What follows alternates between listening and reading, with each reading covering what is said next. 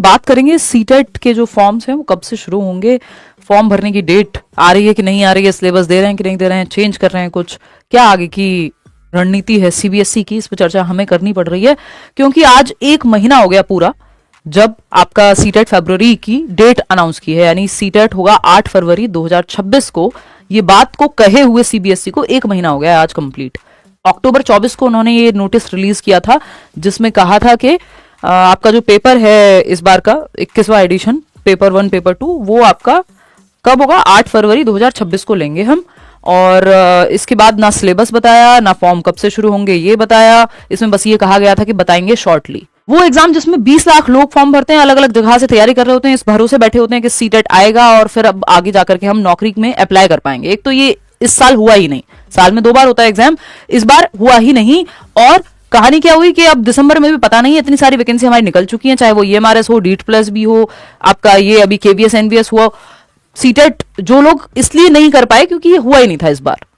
तो सीटेट अपने आप में इंपॉर्टेंट है करना, इसके बिना हम नहीं जा सकते आगे। तो अब उसके लिए भी ऐसी क्या प्रेपरेशन है सीबीएसई को करनी। मान लिया केंद्रीय विद्यालय नवोदय विद्यालय के एग्जाम्स जो है अनाउंस हुए हैं, नोटिफिकेशन आया है, उसकी तो उन्होंने डेट तक दे दी, सिलेबस दे दिया नया, पूरा फॉर्म फिलिंग चल रही है।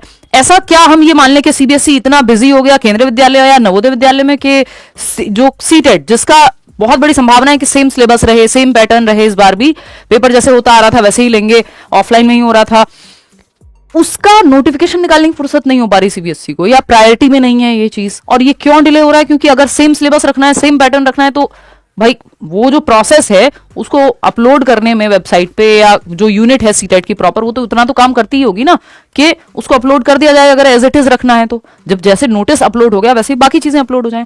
अगर सिलेबस चेंज कर रहे हैं, कोई थोड़ा बहुत चेंज कर रहे हैं पैटर्न में जिसकी संभावना कम है, बट क्योंकि इन्होंने इतना डिले कर दिया तो एक डाउट भी आता है मन में कि भाई पुराने सिलेबस से पढ़ाएं कि नए सिलेबस से पढ़ाएं, या इंतजार करेंगे, क्या करें। और ज्यादा समय है नहीं, 2 महीने मात्र। तो ये थोड़ा कश्मकश वाली स्थिति है कि हम भी बैच अनाउंस कर चुके हैं, आप लोग एडमिशन भी ले चुके हैं इतनी बड़ी मात्रा में, बट पढ़ाएं क्या। पुराने वाला चलो ठीक है, एनसीईआरटीज पढ़ना जरूरी है ना, वो आप पढ़ना शुरू कर देंगे।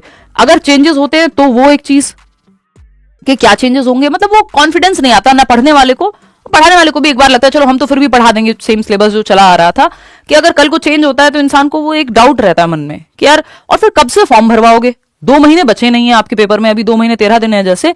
तो अगर अगले हफ्ते, मतलब इस हफ्ते 30 तारीख तक भी अगर नहीं आता है तो बहुत ज्यादा ऑलरेडी लेट हैं हम इस फॉर्म को भरने में।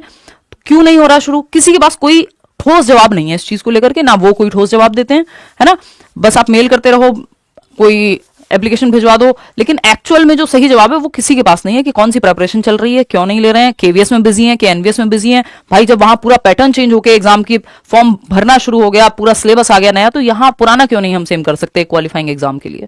तो बहुत सारे मन में सवाल आते हैं और बुरा भी लगता है। बाकी आप लोग भी इनको मेल करिए, थोड़ा इनकी नजर में आए ये चीज कि भाई लोग परेशान हैं और ये चीज होनी ही चाहिए।